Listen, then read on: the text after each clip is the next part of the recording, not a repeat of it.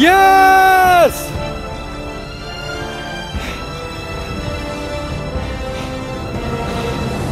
Ah, j'en reviens pas.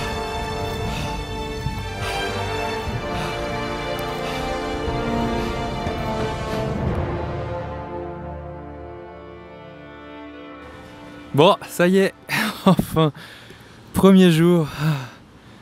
Bon, après 1 an et demi de préparation, ça y est, je me lance. J'ai choisi cette digue comme point de départ parce que c'est à la fois l'endroit le plus au sud de tout le continent européen. On se trouve au sud de la ville de Tarifa qui elle-même est la ville la plus au sud de tout le continent. Et c'est aussi la démarcation entre 2 mers, 2 océans. D'un côté, on a l'Atlantique qui bizarrement est très transparent, très bleu et très calme à cet endroit-là.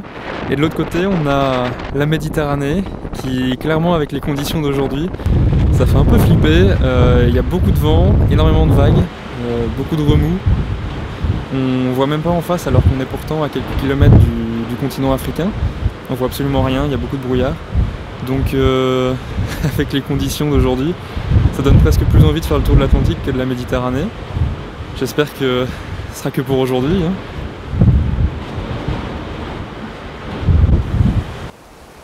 Et au bout de la digue, il y a le bâtiment le plus au sud de tout le continent, c'est celui le plus proche de l'Afrique.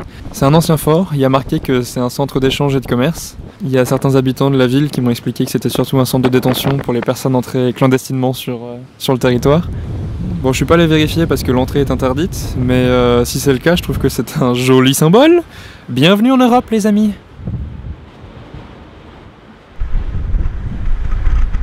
Il y a vraiment une belle démarcation entre les 2 espaces maritimes et c'est vraiment joli, hein. Un joli point de départ pour cette aventure.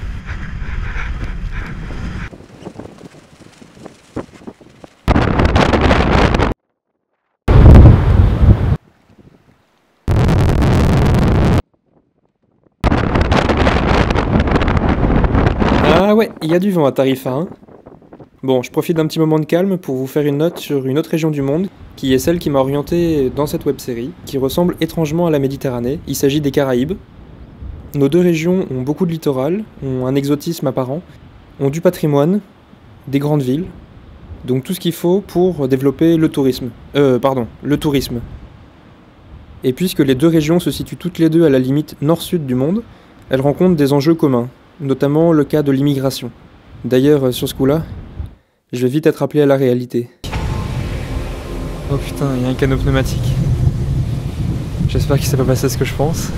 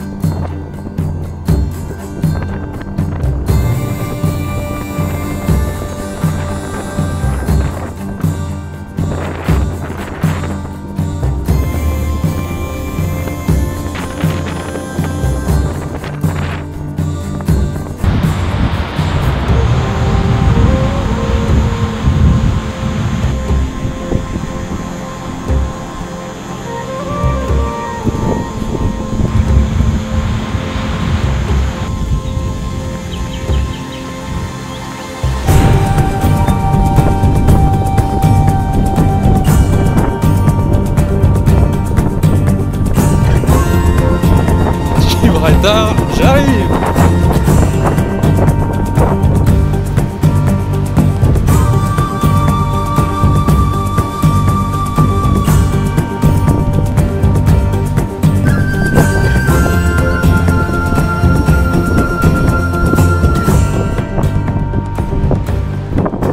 Pourquoi une série vidéo sur le tourisme, la Méditerranée et sur comment est-ce que le tourisme peut aider les pays à se développer? Accrochez-vous bien, je vais vous l'expliquer. Si on devait réduire le monde à un village de 100 personnes et qu'on devait les classer dans 2 catégories de niveau de vie, il y aurait alors 21 personnes qui vivraient dans le quartier riche et 79 dans le quartier pauvre. Donc ce chiffre de 2014 nous rappelle que les inégalités sont trop importantes et le développement est justement là pour accompagner ces 79 personnes vers un mieux-être. Et justement dans cette optique, le tourisme peut être la solution car il influe sur plein d'autres secteurs de l'économie. Regardez, vous avez besoin d'hôtels pour loger vos touristes? C'est parfait, ça va dynamiser votre secteur de la construction et des matériaux. Et pour se ravitailler, les touristes ont besoin de restaurants? Voilà qui devrait aider votre pêche et agriculture locale. Les touristes veulent se déplacer? Tant mieux, ça va vous aider à améliorer vos infrastructures et vos moyens de transport. Et en cas de souci, il faut que les touristes puissent se faire soigner. Voilà qui devrait donc vous motiver à améliorer le secteur de la santé. Donc vous venez de découvrir le super pouvoir du tourisme, l'effet multiplicateur. On estime qu'il y a entre 30 et 40% du tourisme mondial qui s'effectue chaque année sur les bords de cette mer, ce qui fait que la Méditerranée est la région la plus touristique au monde et vraiment de loin.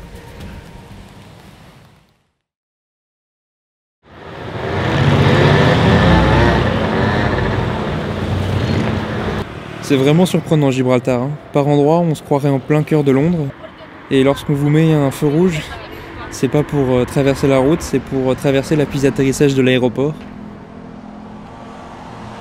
À Gibraltar, quand on entend quelqu'un qui dit qu'il a eu un accident de trafic, c'est pas bon signe en général.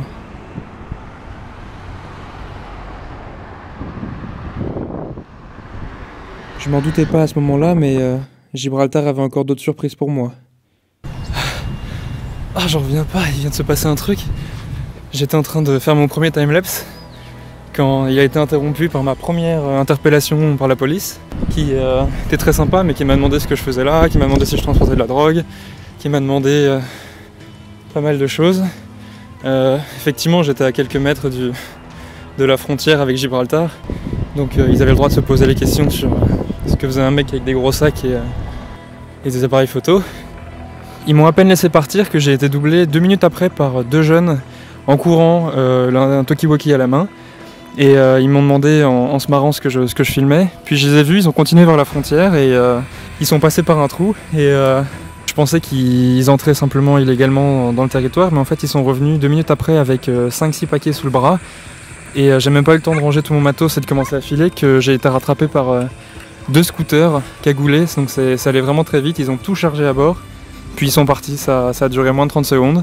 Et les 2 jeunes sont repartis de l'autre côté de la frontière et ont rapporté à nouveau des paquets quelques minutes plus tard.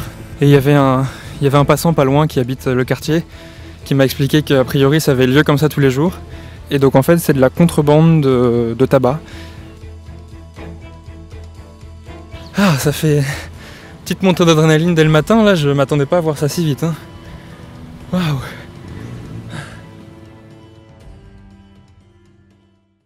Ah, ça s'est enfin un peu dégagé, là on voit l'autre côté, on voit le Maroc.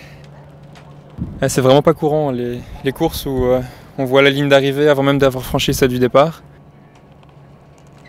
Bon, ça me fait bizarre parce que j'ai l'impression de tourner un peu en rond pendant 9 mois, mais non, c'est vraiment surtout l'idée de me dire que je réalise vraiment physiquement le tour d'une mer de bout en bout.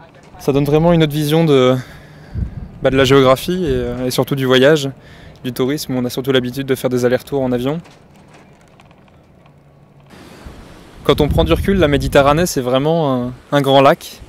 Un lac qui est bordé de plein de petits villages. Il y a des villages où les gens sont très jeunes, d'autres où les populations vieillissent.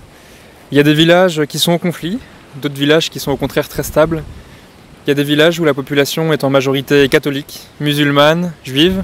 C'est vraiment intéressant de voir que cette région, malgré le rapprochement géographique des pays, il y a une diversité énorme.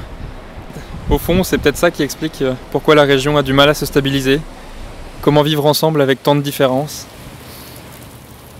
Bon, et c'est sous la pluie et devant le rocher de Gibraltar qu'on se dit à dans 2 semaines. C'était l'épisode d'introduction, n'hésitez pas à me dire si ça vous a plu. Il y en aura 20 autres qui vont suivre. Et je vous dis à très vite.